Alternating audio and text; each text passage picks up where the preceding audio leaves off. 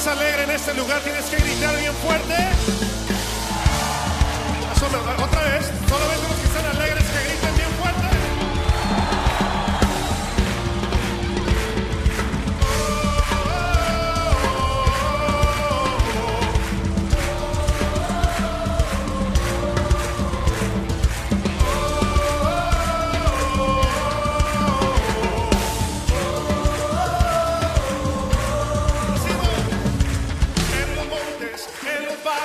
Exaltamos al que es digno de alabanza, en las costas de los mares, levantamos un sonido de esperanza, aclamamos, aclamamos, hacemos hoy la voz de su alabanza, con las manos en lo alto.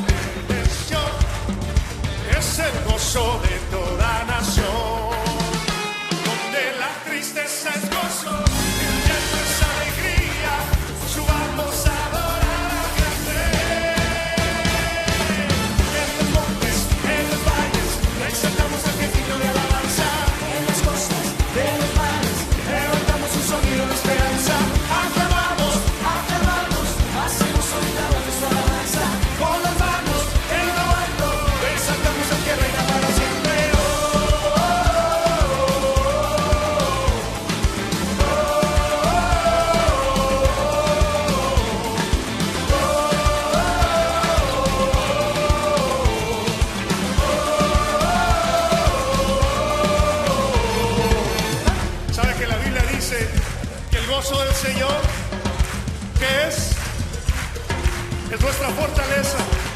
Yo escuché una vez decir al pastor Joel hace mucho, él decía, el diablo no anda tras tu dinero, tras tu familia, el diablo anda tras de tu gozo, porque si él te roba el gozo, él te deja débil, vulnerable. Así que yo te quiero invitar a hacer una cosa cuando estés enfrentando algún problema, alguna circunstancia, alguna prueba en tu vida, no lo reprendas, más dile a ese problema, dile, oye problema, escucha bien.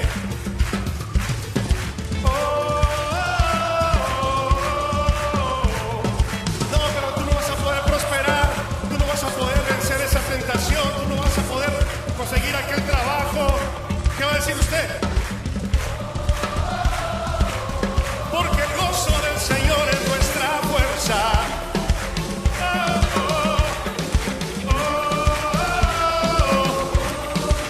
Que se escuche.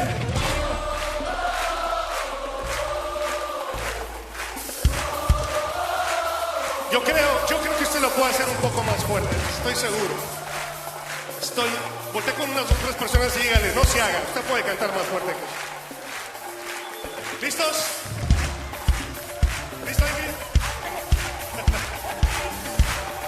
A ver, ¡vamos! ¡Eso!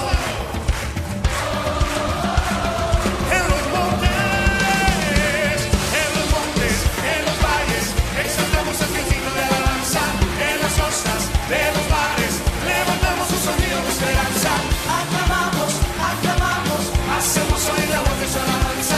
Con las manos en lo alto, exaltamos al que reina para siempre.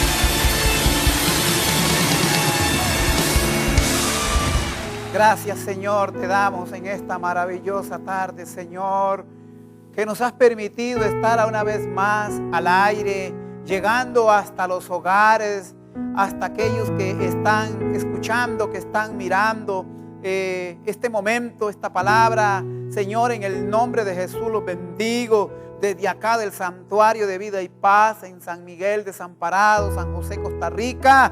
Señor, a las provincias, a más allá de nuestras fronteras, Señor, venimos declarando palabras de vida y vida eterna. Venimos en el nombre de Jesús en esta hora con toda la buena y sana intención, Señor, de que tu palabra corra y sea glorificada y llegue hasta los lechos donde hay enfermos, llegue hasta los hogares donde hay problemas de cualquier tipo. Llegue, Señor, al corazón de aquellos que nos escuchan y que esta palabra corra en ellos y que sea glorificada en el nombre de Jesús. Yo vengo declarando bendición, vengo declarando restauración, vengo declarando libertad, vengo declarando tu palabra que entra con poder a las vidas y transforma las vidas, regenera las vidas, renueva las vidas en el nombre de Jesús. Que lo que esté caído se levante, que lo que esté muerto resucita, que lo que está enfermo se sana, que lo que está distorsionado de alguna manera se acomode, lo que está de alguna manera, Señor, con problemas haya soluciones, donde hay tristeza hay alegría, Señor, donde haya muerte haya vida y vida en abundancia. Vengo en esta maravillosa hora, Señor, en el nombre de Jesús, declarando que lo que viene es mejor que lo que tenemos y que tú tienes el control, Señor, de todas las cosas, que tú sigues estando en tu trono y que nada se mueve si no es tu voluntad y que todo lo que usted hace es bueno y lo que permite es necesario en el nombre de Cristo Jesús. Te bendigo, mi estimada hermana, mi estimado hermano. Te bendigo, amiga y amiga, que nos estás escuchando por este medio, hasta ahí donde tú estás. Esta palabra corra y sea glorificada. Bien, vamos al consejo de la palabra de Dios. En el libro de Lucas, capítulo 7, versículo 11 al 15. Ahí tendremos la palabra de Dios centrada en ese texto, titulado Jesús resucita a un joven y cambia la condición de los que sufren. Qué maravilloso tema. Igual, cada vez que yo leo la palabra de Dios y llego a textos como estos, me emociono mucho. Porque me alegro de que la bondad de Dios y la compasión del Señor Jesús llega hasta las vidas de los que tienen necesidades de muchas maneras, de múltiples maneras. Así que yo hoy voy a compartir con ustedes esta palabra y espero que usted se acomoda con Biblia en mano ahí en su hogar, donde quiera que esté. Y voy a empezar leyendo el texto. Ahí en pantalla va a aparecer, van a aparecer los textos que vamos a estar leyendo y también máximas y los títulos. Así que aproveche esta maravillosa tarde conectado por este medio para que usted reciba vida a través de la palabra en el nombre de Jesús. Dice así. Aconteció después que él iba a la ciudad que se llama Naín, e iban con él muchos de sus discípulos y una gran multitud. Cuando llegó cerca de la puerta de la ciudad, he aquí que llevaban a enterrar a un difunto, hijo único de su madre, la cual era viuda, y había con ella mucha gente de la ciudad. Y cuando el Señor la vio, se compadeció de ella y le dijo: no llores. Y acercándose tocó el féretro, y los que le llevaban se detuvieron. Y dijo: joven, a ti te digo, levántate. Entonces se incorporó el que había muerto y comenzó a hablar. Y lo dio a su madre. Y todos tuvieron miedo y glorificaban a Dios diciendo: un gran profeta se ha levantado entre nosotros y Dios ha visitado a su pueblo. Y se extendió la fama de él por toda Judea y por toda la región de alrededor. Qué maravillosa palabra.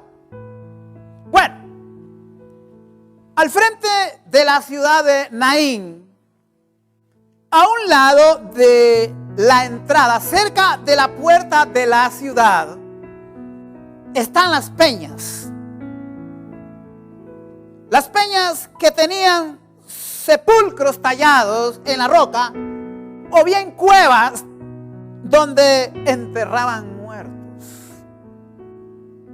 Naín, mencionada en este pasaje de Lucas, era una pequeña población, un pueblo pequeño, al sudoeste de Capernaum. Y el Señor, después de haber sanado al siervo de un centurión, allá en el libro de Lucas, capítulo 7, del 1 a 10, como contexto pueden leerlo en sus casas. Después de ese milagro, ahora Jesús se encamina hacia Naín, una ciudad muy cerca de Nazaret, con muchos de sus discípulos, y dice la Escritura que lo seguía una gran multitud. Ahora, la pregunta es, ¿por qué se dirige Jesús, después de este milagro, hacia ese lugar de Naín? ¿Cuál es la razón? ¿Por qué?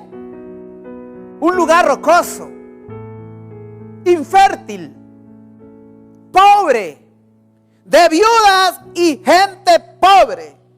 Un lugar de sepulcros tallados en las peñas, algunas cuevas, a la entrada de la ciudad.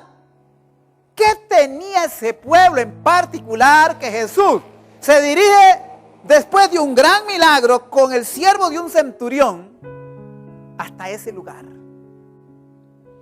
Y curiosamente, Naín significa en hebreo pastos verdes. ¿Ah? O también, Naín significa también agradable a la vista.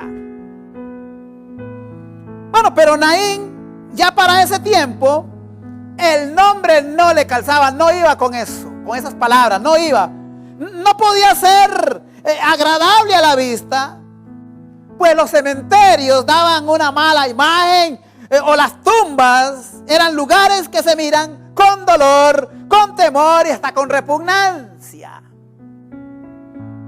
Ya no tenía pastos verdes. Eran lugares semidesérticos, rocosos, complicados hasta para caminar y para sembrar, ni para qué decirlo. Se podía decir que la tierra era estéril. De alguna manera no daba el fruto adecuado en las siembras. Ni tampoco para criar ganados, pues el pasto escaseaba. Sin embargo, así se llamaba Naín, que significa pastos verdes o agradable a la vista. Y parece que sus habitantes también estaban en iguales condiciones, igual que la tierra, la geografía, los terrenos. Pero para el Señor ese no es problema. Va a esa región no para ver pastos verdes, no para buscar pastos verdes, ni para buscar cosas agradables a la vista. No. Lo lleva algo. Él sabe perfectamente que en aquel lugar de Naín hay una mujer pobre, viuda, que sufre. Hay una mujer que llora, que ya no tiene esperanzas. Su vida ya está acabada porque su hijo único murió y lo llevan a enterrar.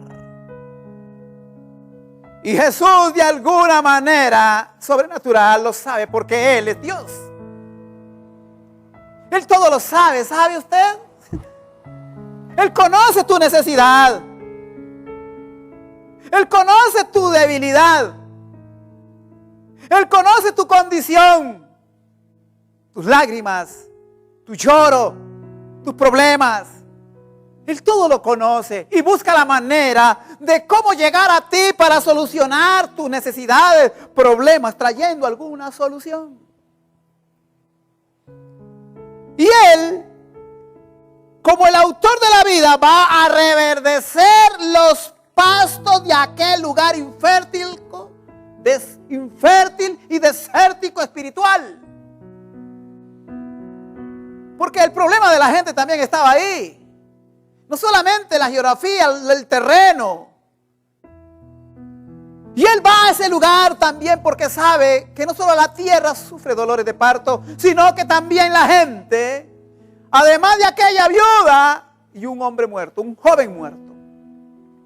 Y se dirige ahí a dar agrado a la vista de aquella mujer viuda al devolverle a ella de la muerte a la vida a su hijo único y así traer vida a aquella ciudad, alegría y esperanza, a su nombre gloria. Cómo me encanta este pasaje. Maravilloso. Veamos algunas cosas que yo desprendo, saco de este punto, de esta palabra, de este texto. Veamos, número 1, el contraste entre dos grupos de seguidores. Y esto me gusta mucho. Porque el doctor Lucas, el escritor de Lucas, el historiador Lucas, registra en este evangelio que es dirigido a Teófilo, un amigo muy personal, que dos grupos de personas seguían a alguien. El primer grupo sigue a Jesús, el segundo grupo sigue a alguien y a algo. Porque siguen a una viuda y a algo que ya no tiene vida, que es el hijo de la viuda y al féretro que va adelante.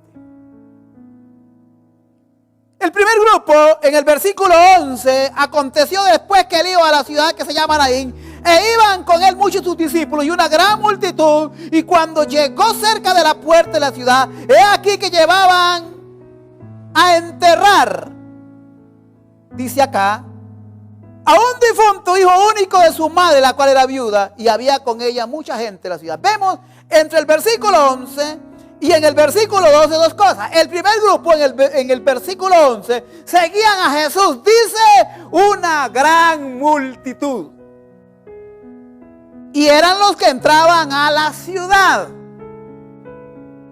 El segundo grupo en el versículo 12, cuando ellos llegan a la puerta de la ciudad, estos salen de la ciudad, están saliendo de la ciudad y había con ella, con la viuda, mucha gente de la ciudad que le seguía.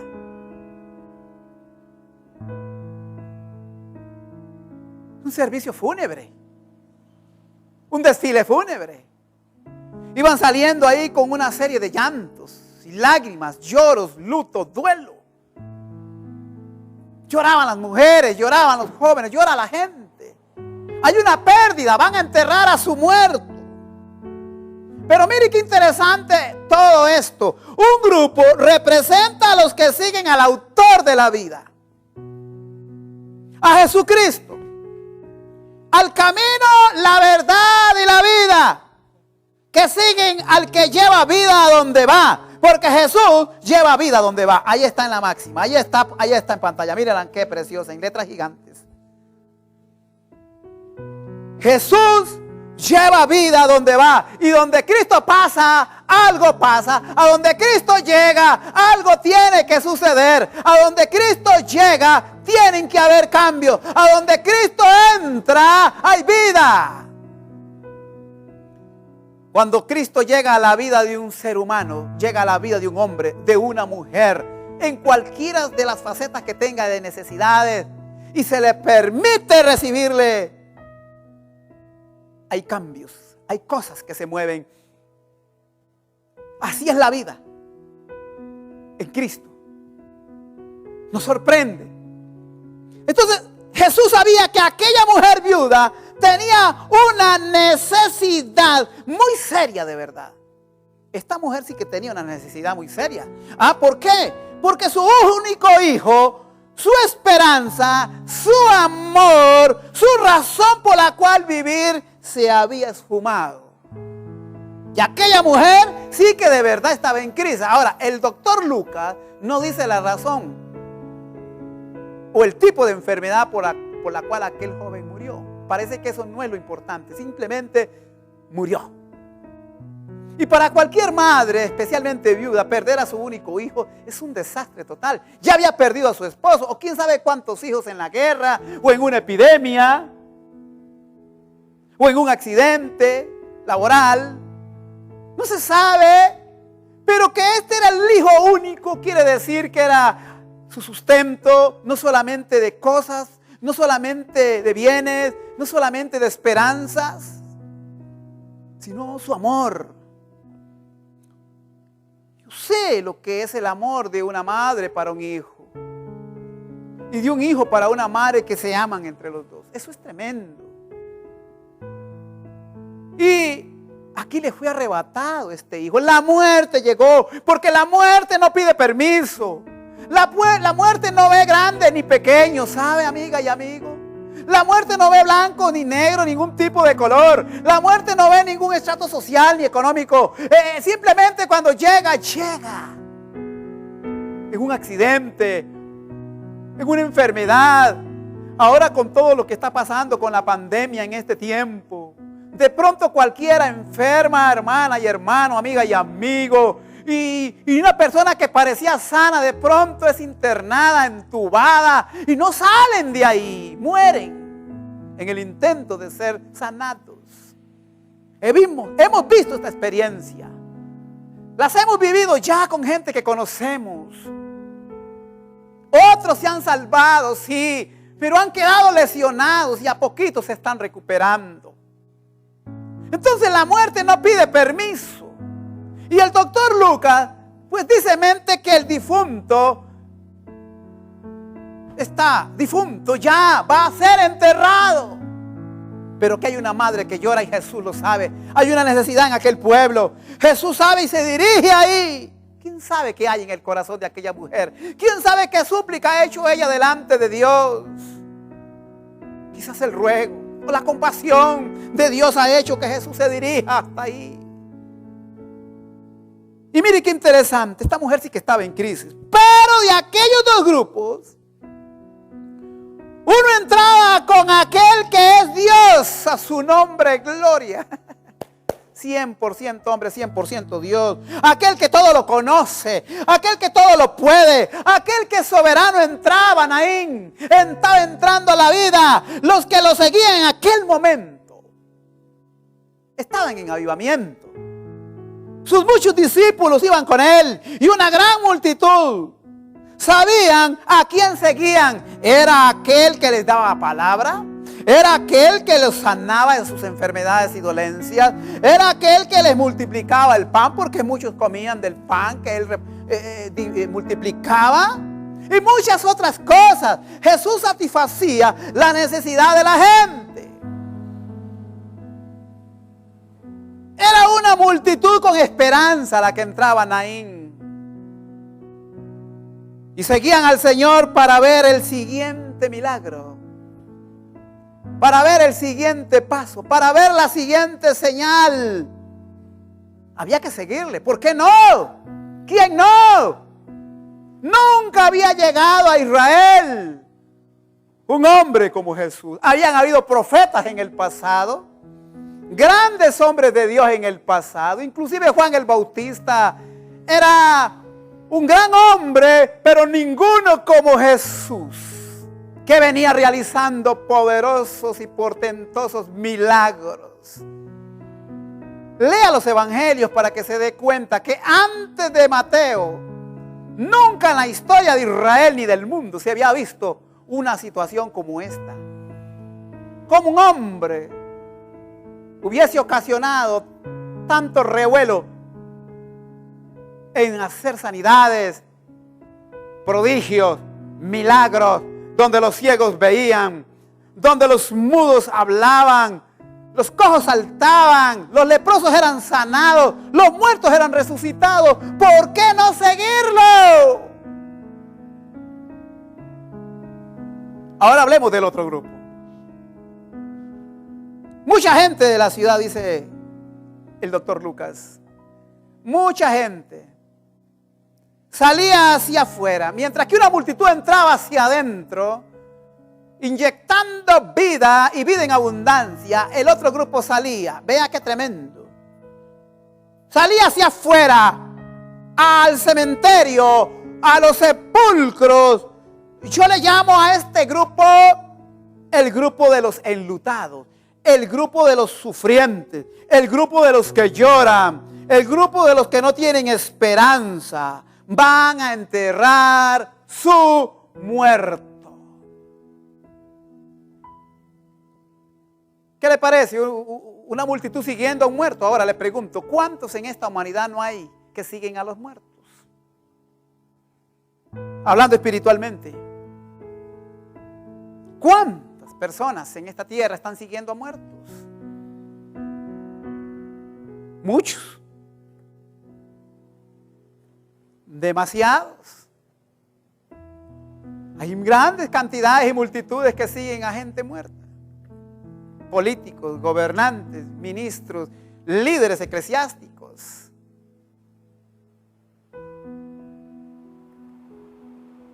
Pero mire qué interesante, van a enterrar a su muerto. Y aquí lo emocionante, porque cuando un grupo está entrando a la ciudad de Naín, otro grupo está saliendo, se topan a la entrada de la puerta de la ciudad. Ahí en las puertas de las ciudades se gestionaban los juicios, los tratos, los contratos, lugar donde se conversaban muchas cosas. Los sabios se sentaban ahí, donde se tomaban decisiones. Se topan ahí en la puerta de aquella ciudad los dos grupos. Uno lleva vida, el otro lleva muerte. Uno lleva vida, el otro lleva muerte. El uno lleva el autor de la vida, el otro lleva el resultado del pecado, que es su muerto. Porque nunca la muerte estuvo en la mente de Dios, jamás. Nunca. La muerte es una consecuencia del pecado de la desobediencia en el huerto del Edén y como resultado a toda la raza humana. La muerte es un resultado horrible. Y la muerte espiritual es peor. Porque la muerte física mata el cuerpo y es enterrado en el polvo, en el cementerio, en el nicho, en la cremación para algunos. Pero la muerte eterna es para siempre, no hay vuelta de hoja. Y por más que lo lloren en la tierra los vivientes, y por más rosarios que le hagan u oraciones, o por más cosas que hagan en esta tierra, ningún familiar puede devolverlo a esta tierra, ni sacarlo del infierno a la vida eterna de Dios. No puede.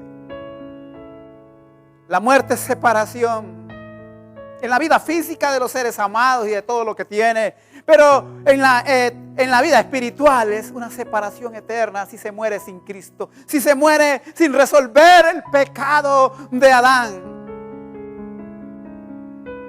Nada ni nadie, no hay nada ni nadie que lo haga volver de un lugar a otro, respetando las creencias que otros tengan. No puede.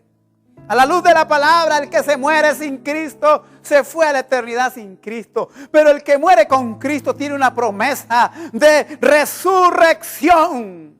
Cuando Cristo venga en las nubes, cuando Cristo venga por la iglesia, porque los muertos en Cristo resucitarán primero. Y luego nosotros los que hayamos quedado, dice Pablo, seremos arrebatados juntamente con ellos y recibiremos al Señor en el aire.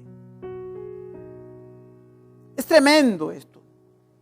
Hay un choque entre la vida y la muerte, entre el llanto y la risa, entre la tristeza y la alegría, entre la desesperanza y la esperanza, entre la luz y las tinieblas, entre el dolor y el alivio, entre la felicidad y la infelicidad. ¡Pum! Dos grupos se encuentran. Dos grupos se encuentran. Y quiero decirle, mi amiga y mi amigo, yo no sé a qué grupo usted pertenece en esta vida. Yo sí sé a qué grupo pertenezco. Yo soy de los que seguimos al Señor. Yo soy de los que hace mucho tiempo se separó del grupo de los que siguen a muertos, a una religión muerta. Hace muchos años, hace más de 30 y resto de años, 35 para ser más claro, me separé de una religión muerta. que solo ídolos muertos, que tienen ojos pero no ven, tienen oídos pero no oyen, tienen manos pero no palpan, tienen boca pero no hablan. Semejantes a ellos, dice la Escritura, semejantes a esos ídolos son los que los construyen, los hacen, los forman para adorar algo. Hace muchos años dejé un estilo de vida de pecado para venir a seguir al autor de la vida, al Señor a quien sirvo.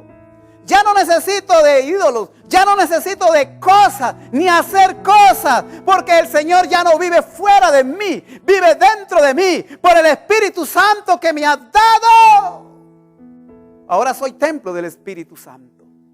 Y todo creyente que siga al Señor es un templo del Espíritu Santo, lo cual quiere decir que ahora Dios vive en ellos, en la persona del Espíritu Santo. Yo no sé a qué grupo pertenece usted, mi amiga y mi amigo, o mi hermana y mi hermano. Si de los que siguen al Señor fiel y lealmente, o de los que siguen al pasado, al pecado, a los placeres de este mundo. Y para los creyentes, a los placeres de la carne. ¿Estás camino al sepulcro siguiendo al odio? ¿Al vicio? ¿A ese vicio que vuelves una y otra vez? Y aunque tengas religión, y aunque vayas al culto, aunque vayas a misa, sabes bien que estás atado a un vicio, a una atadura, llámese como se llame, al pecado, al mal que tú sabes que haces, a ese mal temperamento, a esa amargura, a ese resentimiento. Ese es el muerto al cual estás siguiendo, a ese rencor contra los que están a tu lado, a ese odio, a esa lastimadera a la gente con tus actitudes, esa grosería, ese machismo, ese matonismo, esas cosas indecentes que a Dios no le agradan, o a tu familia. Estás camino al sepulcro, porque tarde que temprano la muerte llegará. Siguiendo estas cosas, llegarás ahí y lo que sigues te enterrará. Si no paras ante el toque de Jesús al féretro de tu vida muerta por el pecado y del pasado y de todo lo que acabo de mencionar. Número 2. No solamente existe, como mencioné al principio, contraste entre dos grupos de seguidores, sino también hay una reacción positiva de todos, de ambos grupos, por el milagro que vamos a ver, o por el milagro que aquí hemos leído. Mire, el Señor fue movido a compasión sobre la desolada madre. No hay cosa más triste que ver a una madre llorando la muerte de un hijo. Le voy a decir algo. No es natural que los padres entierren a sus hijos, vean morir a sus hijos, entierren a sus hijos. No es natural eso. Eso es contra naturaleza. Lo natural es que sean los hijos los que entierren a sus padres, a sus madres, a sus abuelos. Así debe ser la normalidad de la vida, así debe ser. Pero no siempre sucede así. He visto a padres y a madres llorar la muerte de sus hijos, es doloroso. No hay palabras para explicarlo. Ha de ser triste, muy triste. Y para aquella desolada madre era todo un mundo caído. Y Jesús fue movido a compasión. Y tocando la camilla mortuoria, o llamado féretro en esta traducción, sobre la que llevaban al cuerpo, al difunto. Evidentemente el Señor lo que hace es tocar el féretro para detener la procesión. Jesús ordena al muchacho muerto a que se levante. No sin antes haber llegado a la madre y haberle dicho, según los versículos 13 y 14, no llores. Mire qué tremendo. Cuando el Señor la ve, dice acá el versículo 13, se compadeció de ella. Déjeme decirle que Dios es compasivo. Jesús es compasivo.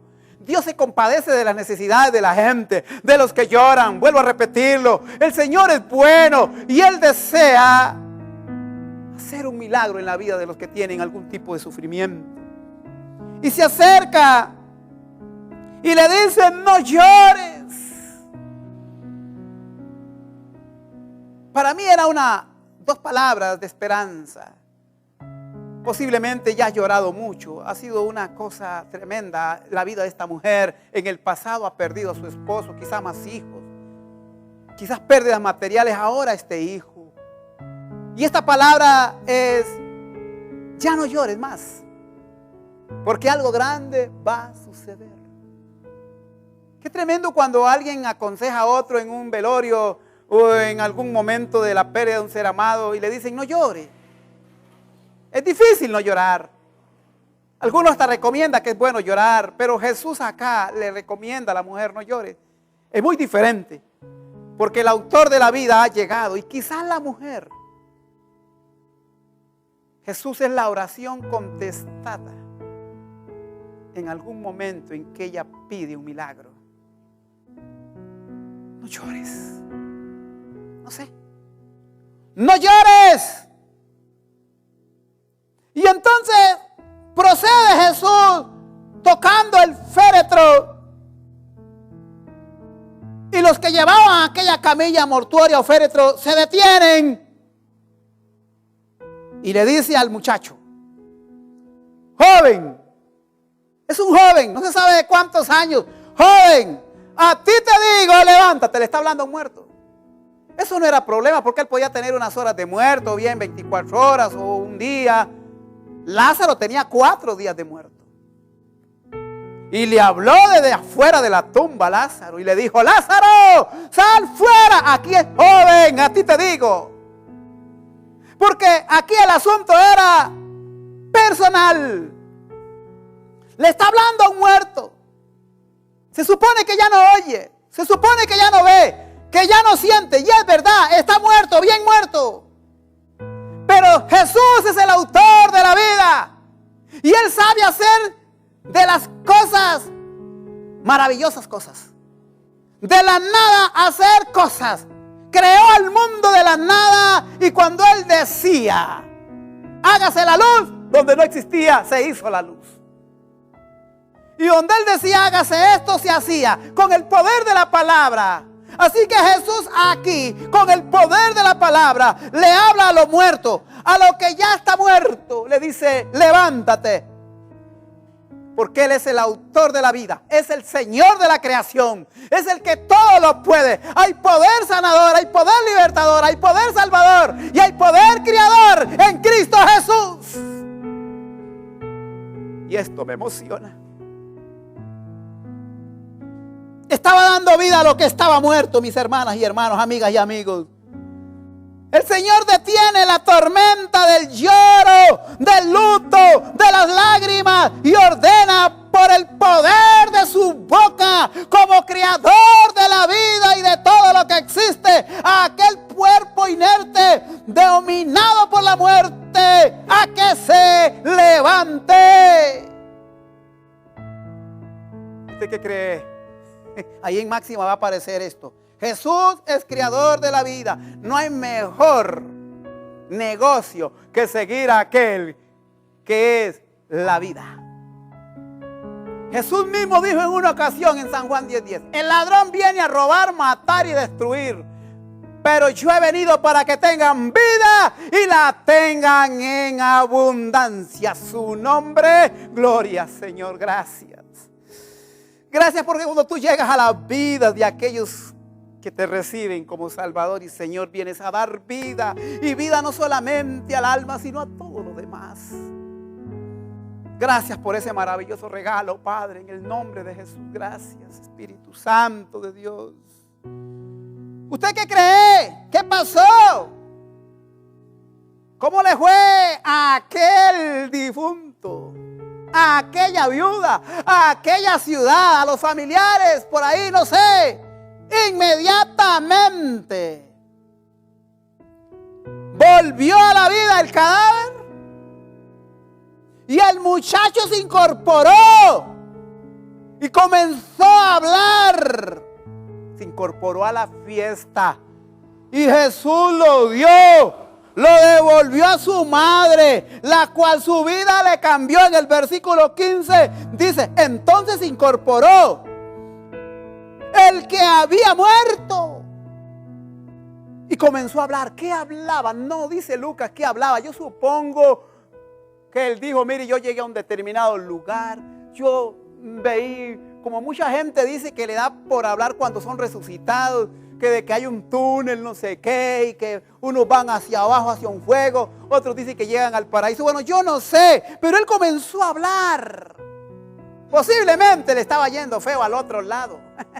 Y Cristo ha venido a rescatarlo, ¿sabe? Déjeme decirle, mire qué interesante. Comenzó a hablar y lo lindo aquí es, dice, y lo dio a su madre. Esta mujer sonrió cuando este joven nació. Pero ahora tenía un gozo, una risa, oiga, tremenda, que brotaba de adentro hacia afuera. Se lo estaba dando vivo. Lo comenzó a abrazar, lo comenzó a abrazar, lo comenzó a besar. Comenzó a decirle cosas lindas. Yo no sé, pero el gozo había llegado al corazón de aquella mujer. Aquello era una fiesta en aquella entrada de la ciudad, frente a los sepulcros que se quedaron esperando la entrada de aquel cuerpo.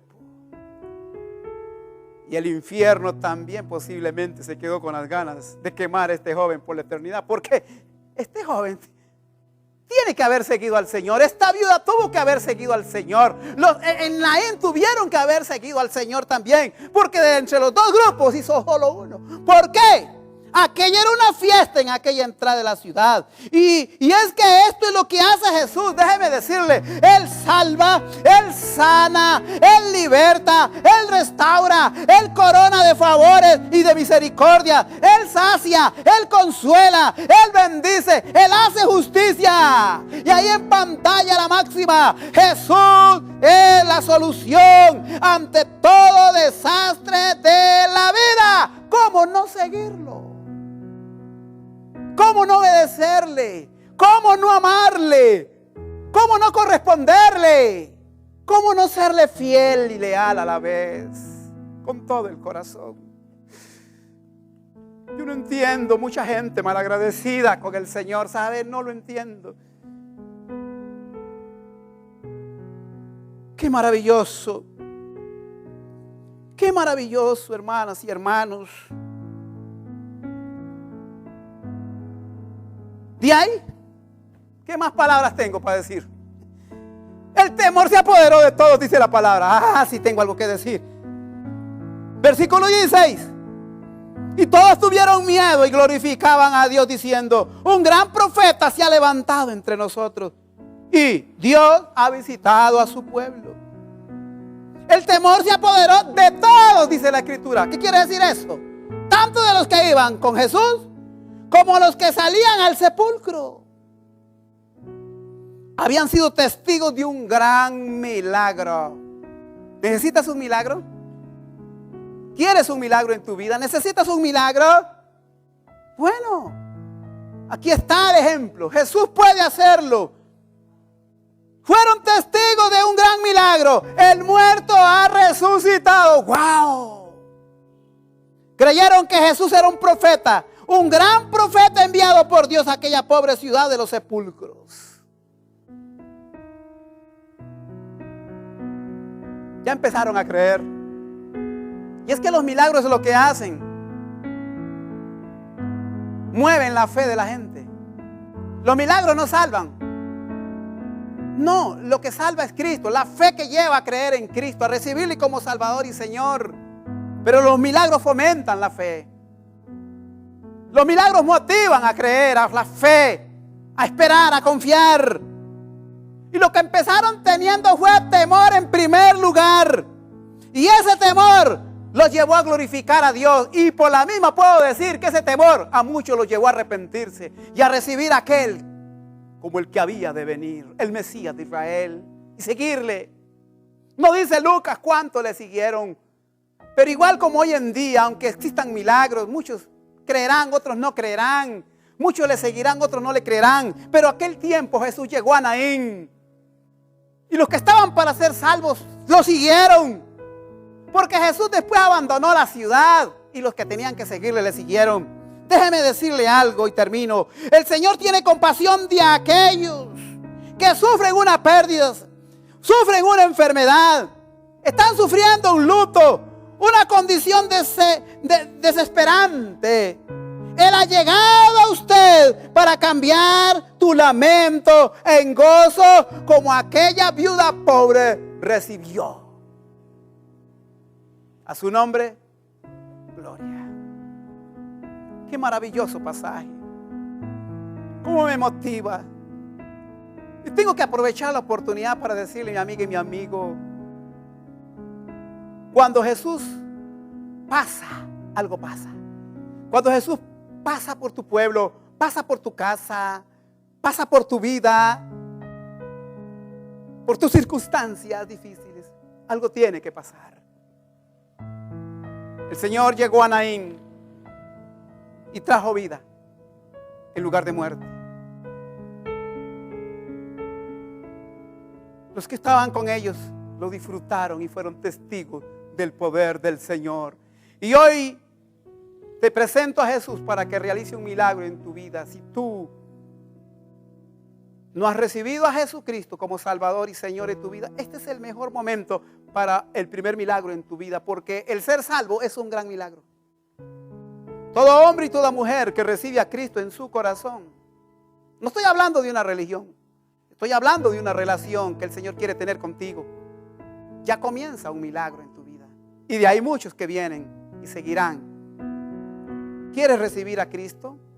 ¿Quieres restaurarte otra vez si has rechazado, te has ido de la iglesia, te has ido del Señor y quieres volver de nuevo? Este es el momento para hacerlo. ¿Quieres orar conmigo? Repite conmigo esta oración. Señor, he oído tu palabra y reconozco que estoy muerto en delitos y pecados y necesito vida de resurrección. Necesito ser salvo, necesito ser sano, necesito ser restaurado, necesito ser libre, necesito ser bendecido, que se me haga justicia.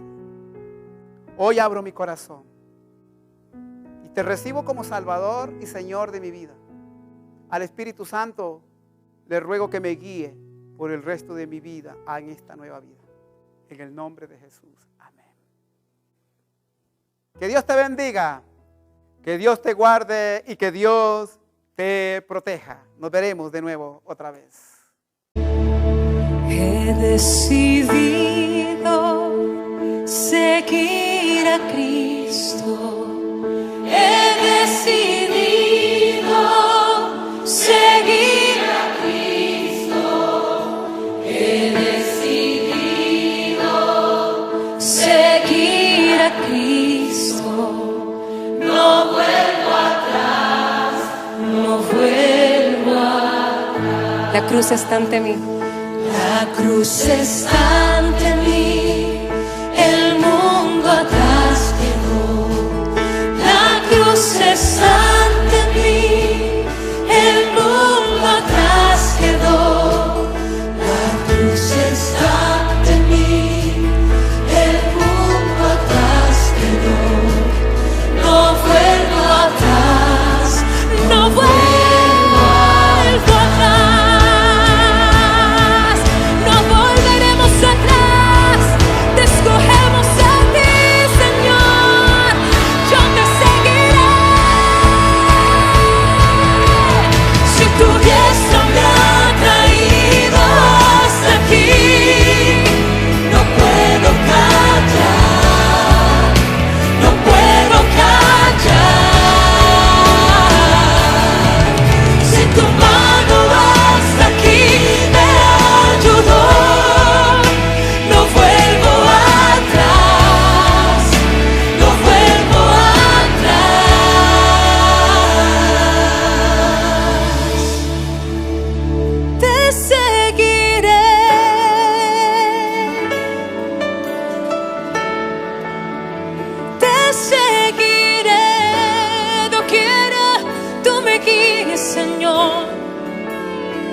presencia.